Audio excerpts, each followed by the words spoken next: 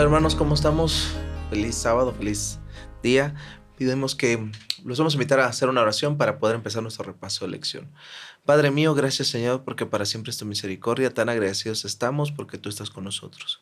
Permite pues que este repaso sea de bendición para cada uno de nosotros, Señor, y que en nuestros hogares podamos darnos oportunidad de atender tu llamado, Señor. Gracias Señor, en nombre de tu amado Jesús. Amén. Amén. Bueno, pues bienvenidos a este repaso de la lección número 9, que lleva como título La fuente de la vida. Para este día, el día sábado, como introducción, tenemos el versículo para memorizar, que es un versículo bastante conocido por todos nosotros, es Juan 14:6, y dice: Yo soy el camino, la verdad y la vida. Nadie viene al Padre sino por mí. Este día, en el día de hoy, nos menciona, o bueno, hemos estado estudiando que en el Evangelio de Juan, cuando preguntaron a Jesús quién era, él respondió: Yo soy, como que hacía referencia inequívoca a la deidad, ¿no? De igual manera como lo hizo en su momento con Moisés, cuando se presentó en la zarza ardiente, también preguntó que quién era, y él dijo: Yo soy el que soy. Entonces aquí vemos que Jesús es Dios. Yo soy se hizo carne y habitó entre nosotros, lleno de gracia y de verdad, y vimos su gloria, gloria que como Hijo único recibió del Padre. El yo soy, hermanos, es la luz del mundo, es el pan de vida, la puerta de las ovejas, el buen pastor y la vid. En esta semana vamos a seguir estudiando la revelación que Dios nos ofrece a través de Juan. También vamos a explorar un poquito más a fondo el rechazo que Jesús tuvo por parte de algunos, a pesar de tener la verdad y evidencias de que era el Mesías, ¿no? Vamos a estudiar esto por dos razones y que me parecen bastante importantes. Es para que nosotros podamos considerar como, más bien, para evitar el mismo error que ellos, esa gente que cometió con Jesús, y también para poder alcanzar a los demás que están cayendo también justamente en este error. Aquí me gustaría acotar un poquito en manera de introducción, justo un pensamiento que me gustaría que nos quedáramos en este día. Dice que Dios desea que los hombres hagan uso de su facultad de razonar. Y justo el estudio de la sagrada palabra de Dios fortalece y eleva nuestra mente. Y no hay ningún estudio que lo pueda hacer.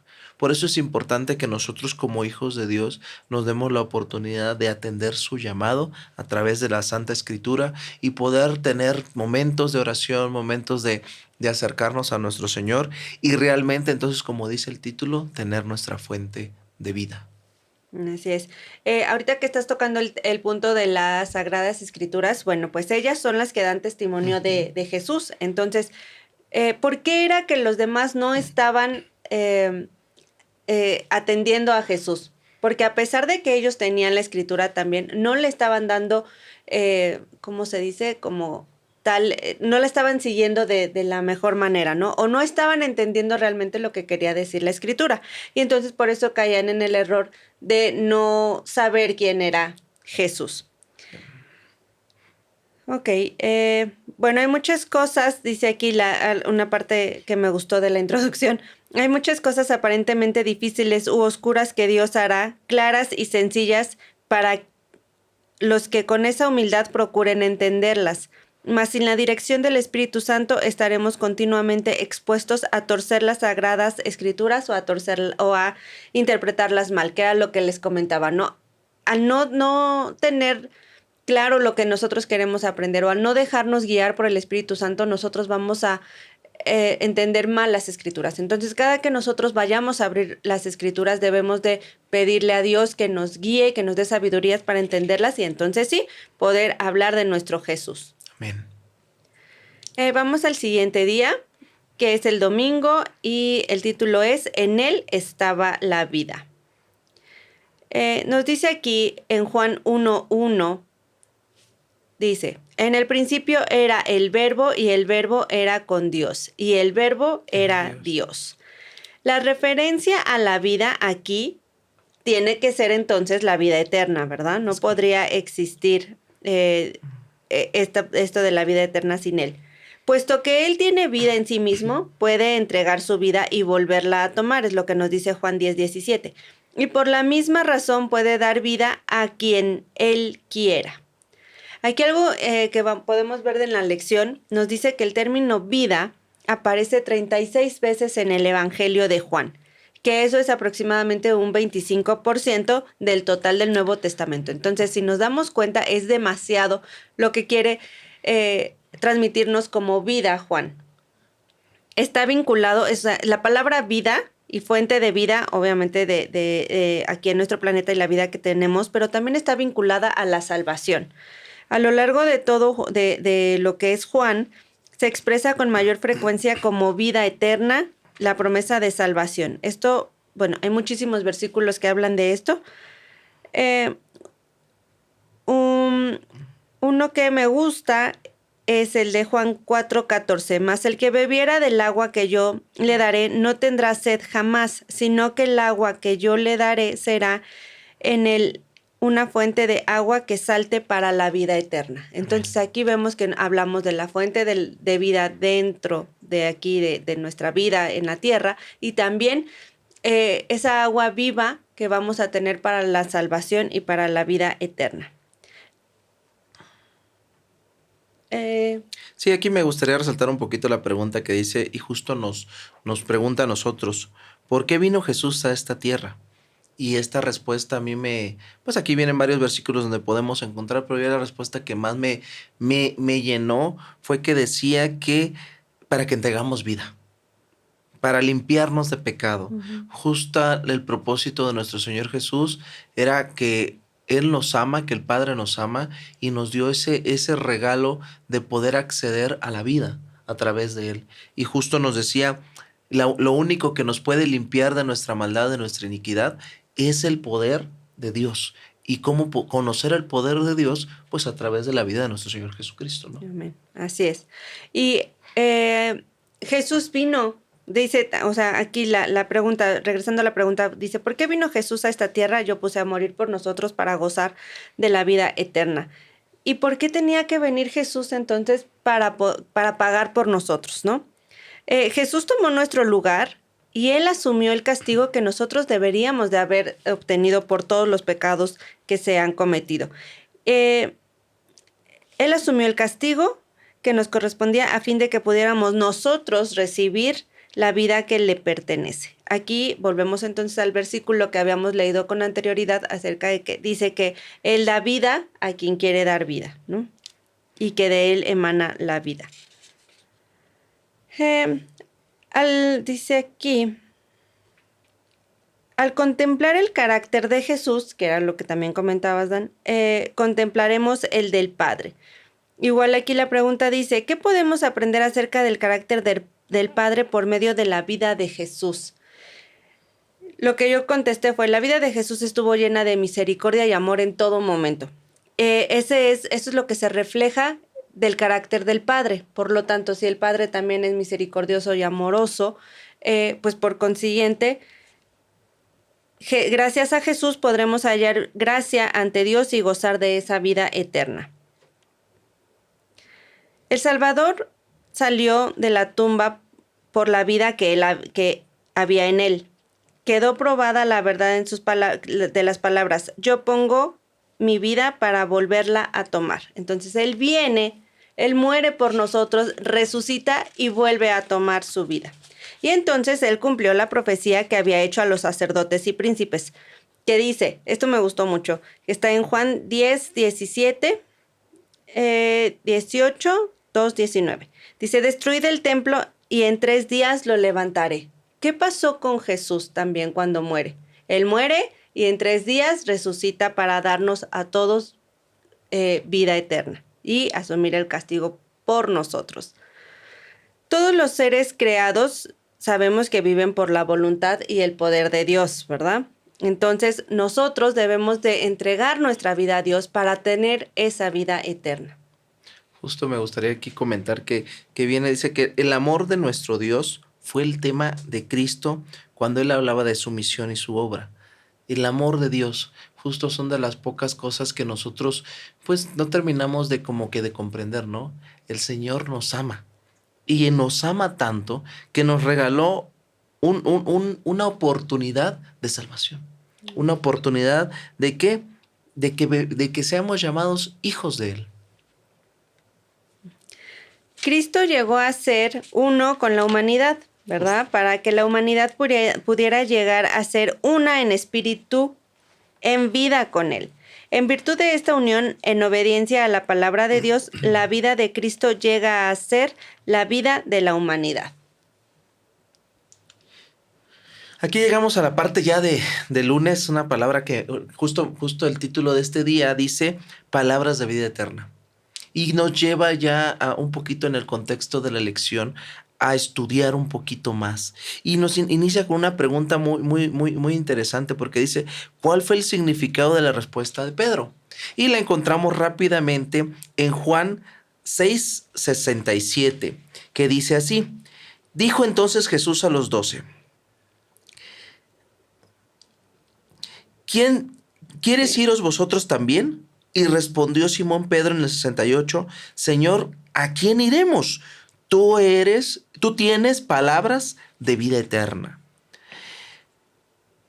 Esta expresión pareciera que nosotros nos pone en un contexto donde pues él conocía, sabía. Sin embargo, le da como que esa connotación de esperanza en la vida de nuestro Señor. Porque dice, porque tú ¿qué? Eres vida, eres tú, porque tú tienes palabras de vida eterna. Y justo lo que está diciendo Pedro es que está conectando la vida eterna con esta parte de todo el evangelio, ¿no? A veces en el concepto que vivían en ese momento los discípulos, pues decían, no, pues yo vivo. Y vivo nada más. Pero el concepto de la vida eterna estaba muy conectadas al evangelio. ¿Por qué? Porque a través del conocimiento que tuvieron con nuestro Señor Jesús, dice que le dieron ese contexto de, entonces sí se puede. Sí puedo vivir eternamente. Y dice aquí más adelante que Jesús es el pan de vida. Recordamos la historia de los 5,000, ¿no? Que dice, pues es que, ¿qué voy a hacer, Señor? Se acercaron muy preocupados los discípulos al Señor y le dijeron, Señor, es que nada más hay 3 panes y 3 panes y 5 peces, ¿no? ¿Qué podemos hacer con ellos, no? Y el Señor dice, no se preocupen, vamos a darle de comer a todos. Y el gran milagro de comer a todos fue algo tan interesante. También dice que a través de la resurrección, que justo decía mi esposa en el día anterior, a través de la resurrección nos dice que entonces gracias a la resurrección, por eso es importante la resurrección, nosotros tenemos asequible ¿qué? La salvación y la vida eterna. Nosotros vemos que nuestra vida es una constante renovación. Y entonces aquí viene la pregunta, pues entonces como niños chiquitos, ¿no? Me recordó mucho a mi hijo, ¿qué puedo hacer para tener la vida eterna? Y Juan nos da un poquito de ¿qué es lo que tengo que hacer? Y nosotros a veces nos podemos a pensar, pues, ¿qué tendría yo que hacer? Y la respuesta es muy simple, y a mí ahí en los versículos nos lleva un poquito a decir, creyendo en Jesús, en el ejemplo de su vida, entregando nuestra vida en sus manos. Fíjense que a veces yo hubiese esperado, o tal vez la Biblia nos hubiera dicho, no, pues no sé, regálame tu tiempo, no sé, regálame tus riquezas, no sé, deja todo lo que... No, es tan sencillo como creer en Jesús y entregar su vida a Él. No necesito hacer más para tener la vida eterna. Y aquí viene algo muy interesante. Solo por la fe creemos que Jesucristo vino ¿qué? A morir por nosotros. La esencia de la salvación es maravillosa porque está asequible para todos. ¿Qué necesito hacer para yo tener vida eterna? Sencillo, creer. Cuando tú crees en Jesús y en la salvación, toda la filosofía, toda la ciencia, todas las cosas que tal vez pueden jugar un poquito en el tablero de ajedrez, decía mi papá, ya dejan se pueden dejar por un lado. ¿Por qué? Porque nosotros asequiblemente tenemos gratuitamente ¿qué? La vida eterna solamente con creer en Jesús. Sí. También, como mencionábamos hace un ratito, ¿no? Dios, y lo mencionabas tú, Dios nos ha dado las facultades del razonamiento Es y correcto. también nos ha dicho que tenemos que creer y nos ha dicho cómo creer. Y tenemos las Sagradas Escrituras donde nos dice cómo debemos de creer y en qué debemos de creer. Entonces, si Dios nos ha dado las facultades de razonamiento, hay que utilizarlas. Es correcto. Nos ha dado una guía que nos indica el único camino correcto para alcanzar esta vida eterna, que es estudiar las Escrituras. Sí, justo ahí me gustaría acotar un poquito. Dice, mantengamos abierto el corazón.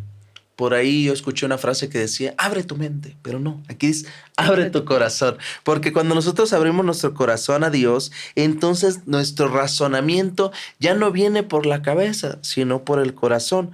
Y quiere el Señor que no, lo utilicemos verdaderamente. Y justo como decía mi esposa, la manera correcta de acceder o de tener asequible la vida eterna es usando este librito como guía, porque nos da instrucciones precisas y el camino correcto a seguir. Ok. Vamos con el martes. El hecho de creer y el nuevo nacimiento, que es lo que decíamos. Bueno, Juan escribió su evangelio para que todos creyéramos en Jesús y para que creyendo entonces tuviéramos la vida eterna, como bien mencionaste, ¿no? Primero, y nos da una serie de pasos, ahora sí, los pasos que debemos de seguir. Es primero lo recibimos, es decir, creemos en Él. Y en segundo lugar, Él nos da autoridad o poder para convertirnos en hijos de Dios. Amén. Primero, entonces, debemos creer, recibirlos y estar dispuestos a recibir esa luz. Pero Él es quien regenera el corazón. Debemos de recibir la luz y dejar que realmente Él cambie nuestro corazón.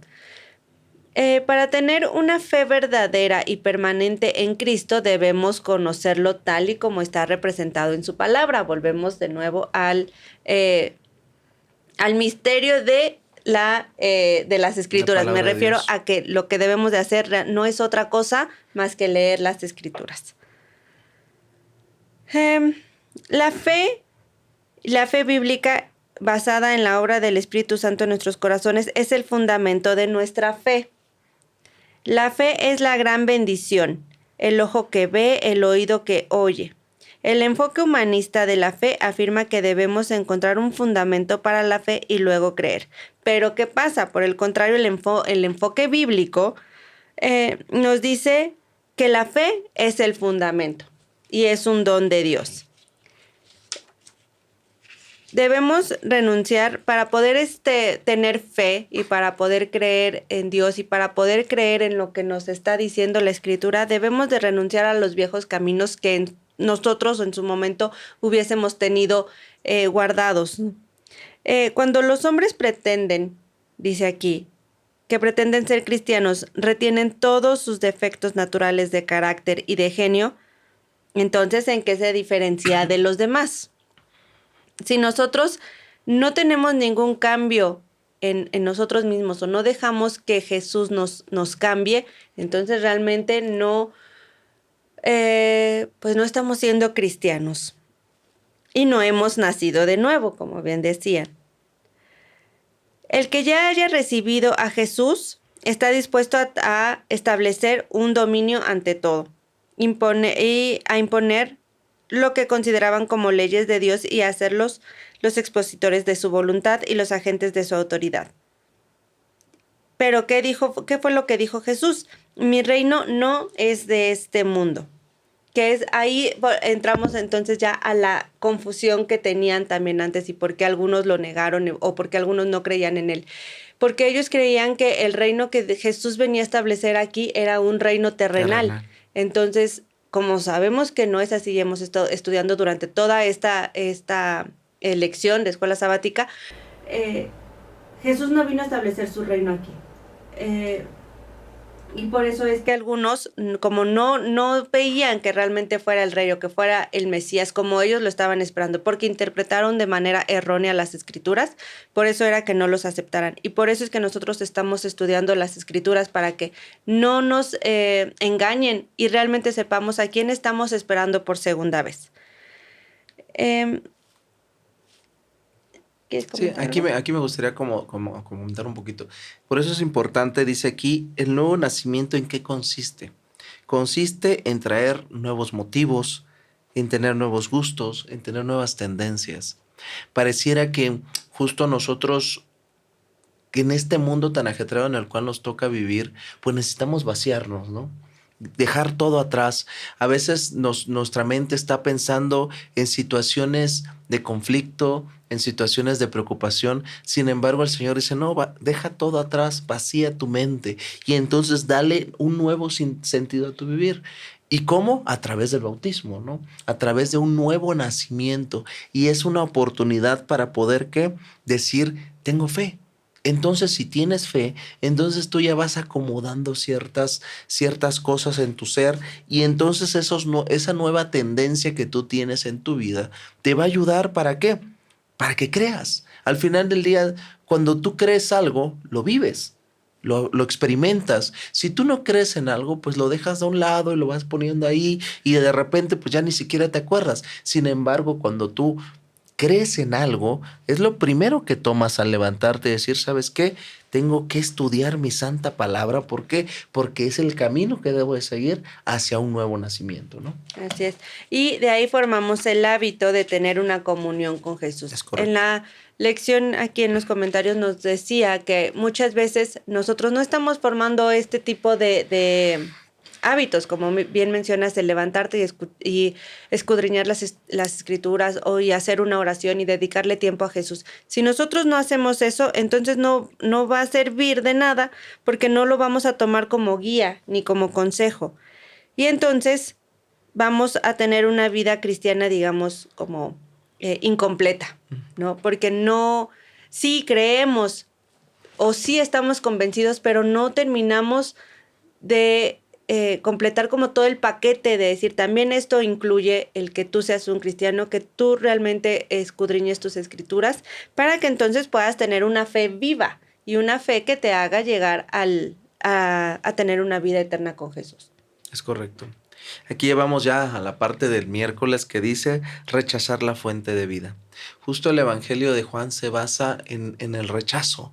Pareciera que pues todo está muy bonito, todo está muy bello, pero justo nos decía la lección que los relatos más tristes de la Escritura pues aparecen aquí en Juan, ¿no?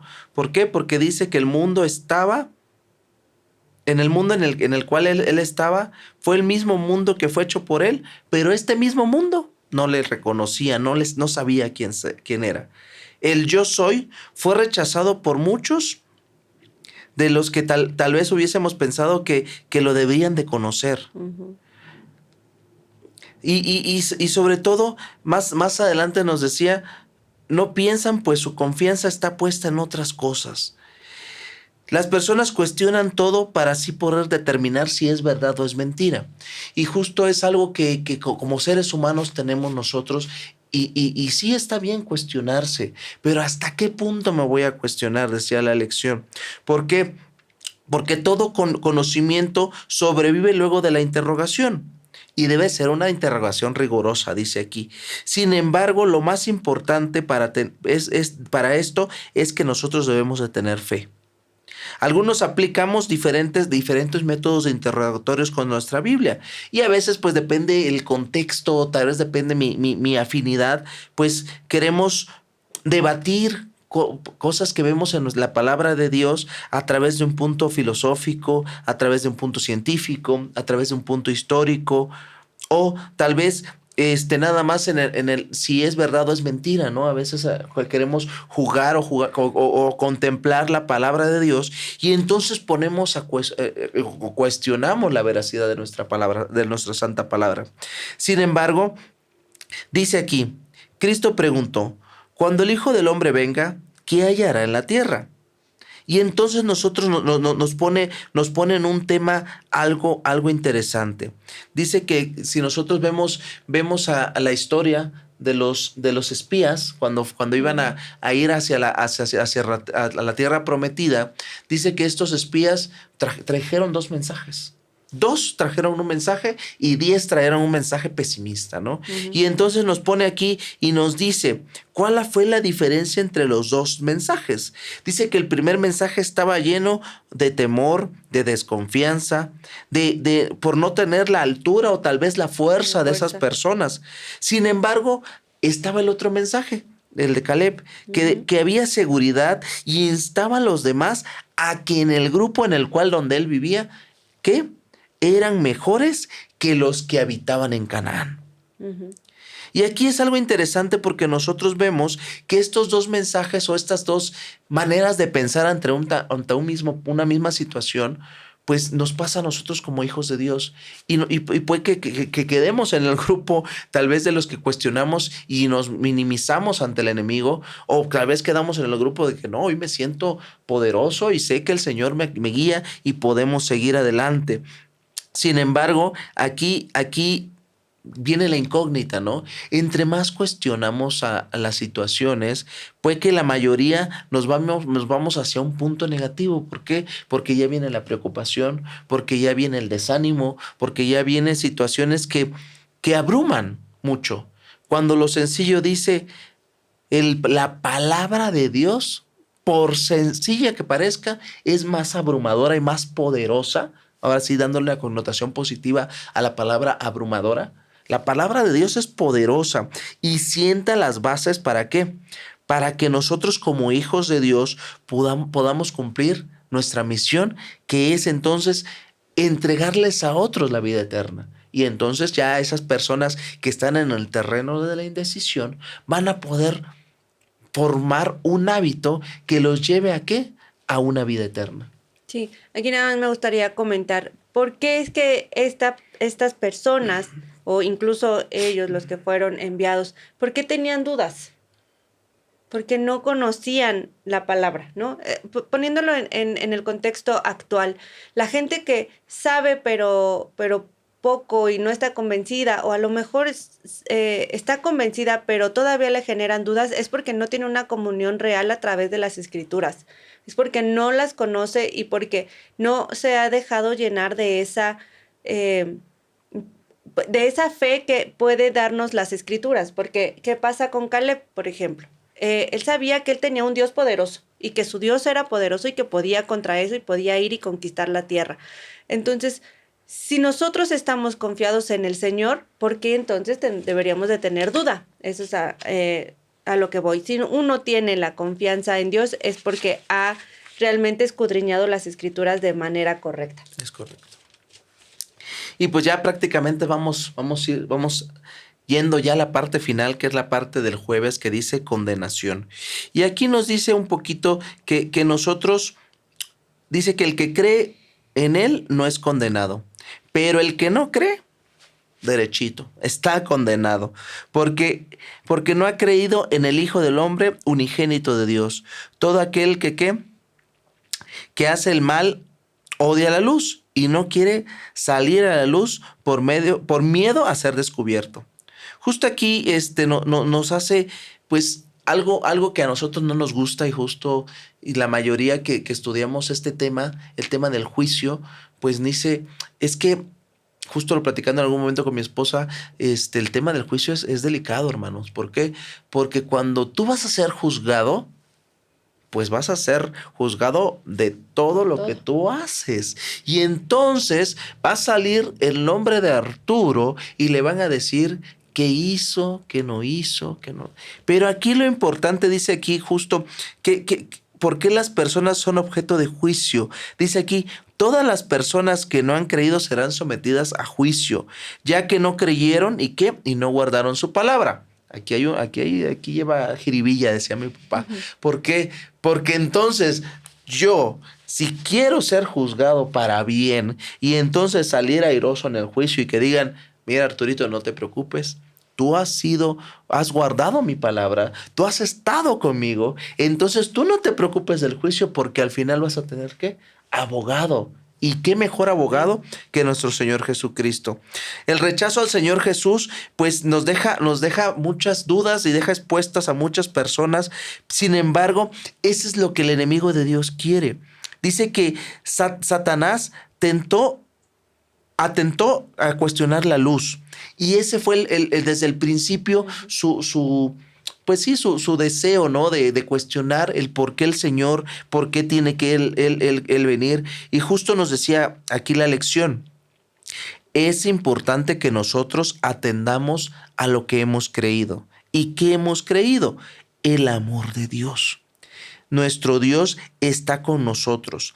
Dice aquí, nos demos oportunidad de leer Mateo 1 del 1 al 4, dice qué principios utilizó Cristo en el desierto de la tentación para combatir los engaños de Satanás. Y justo lo comentaba mi esposa, ¿no? A veces a nosotros como hijos de Dios nos cuesta mucho trabajo el decir, escrito está. ¿Por qué? Porque no atesoramos en nuestra mente porciones de la Biblia. Justo decía mi abuelita cuando era chiquito, aunque sea un versículo, apréndete a la semana, hijo, porque ese versículo te va a ayudar, ¿qué? A salir de la tentación. Un escrito está, nos dice que podemos sobrevivir a las achanzas del enemigo. Un escrito está, nos dice que la palabra de Dios es verdadera. Un escrito está, nos dice que nos va a dar fortaleza en medio de la tentación. Nuestro Señor Jesús tenía a su disposición esa herramienta de pensamiento humano que todos podríamos acusar y decir, no, pues es que yo soy ser humano y a veces me da miedo. Sin embargo, Él tomó la palabra de Dios como ¿qué? Como su defensa y escudo. Entonces nosotros cuando nos dicen tal vez al Señor Jesús pues, en su momento de los 40 días, porque fue cuando tenía mucha hambre, pues el enemigo de Dios se acerca y le dice, pues convierte estas piedras en pan. Si dices que eres el Cristo, ¿no? Y entonces, pues tal vez él humanamente ve eso, pues mi tripita me ruge. Y no, él no se dejó llevar en esa tentación y dice, no solo de pan vivirá el hombre. Escrito está, no solo del pan vivirá el hombre, sino también de la palabra que viene de nuestro Dios. Por eso es importante nosotros como hijos de Dios, entonces creer y crear hábitos que nos puedan ayudar a vencer la tentación. Sí, aquí, bueno, siguiendo un poquito con lo de los 40 días que estuvo, la firme confianza con la que se dice, así dice Jehová, es esa confianza que nos mantiene pegados a él, o bueno, que nos mantiene unidos a Jesús. Entonces debemos siempre de tener un escrito está, como dices, en nuestro corazón para siempre poder combatir las acechanzas de Satanás. Mientras Cristo se mantuviera en esa posición, el tentador no podía obtener ventaja alguna. Y por eso es que Jesús dijo, escrito está, y no pudo ser tentado por Satanás. Y a manera de conclusión y para terminar este repaso tan maravilloso, recordemos que nuestro Señor vino a nosotros. Él se humilló a sí mismo. Sin embargo, fue hecho muerte por muerte de cruz. Dice que nuestro Señor Jesús, tomó forma de siervo y se ofreció en sacrificio vivo.